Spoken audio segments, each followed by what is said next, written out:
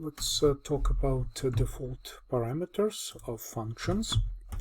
So this is an example of a function declaration named print, and this print function is taking two parameters, value and base. Okay, so apparently, and this is like base 10, base 2, or whatever, and we want to convert this value to a specific base, binary, hexadecimal, decimal, and so forth, and we want to be able to print it.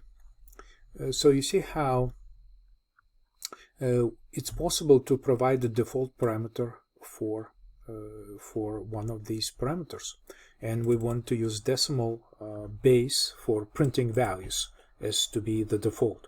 So if this is available, then when we start calling this function print, we can just say, okay, let's print 31, and this will use the compiler will understand that you automatically want to initialize this parameter with the value 10.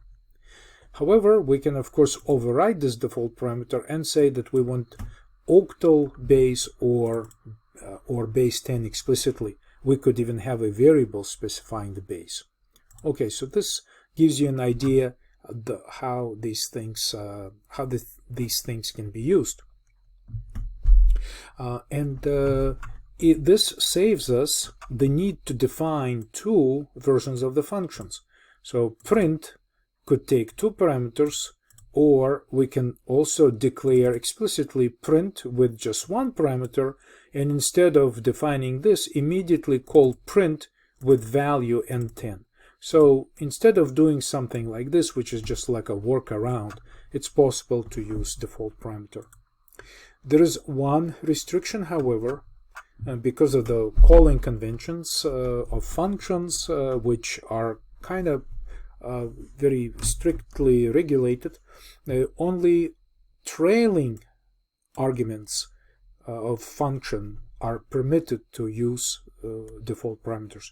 If you try to insert something in the middle like this, but this one doesn't have it, it's not going to work. So this is just a restriction on using default parameters.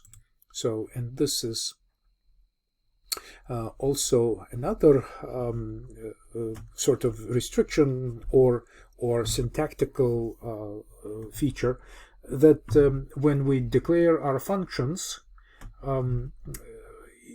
in early versions of C++ compiler, it was permitted to repeat the default parameter initializer in the function definition. This is no longer permitted. Only function declarations can have it. So if you'd like to sort of like visualize it, what you can do sometimes is just to use like multi-line comment to preserve a little set of characters directly in line in your function definition. But if you so declaration is okay, but definition you cannot do it this way in the definition of a function. You have to comment it out or remove it.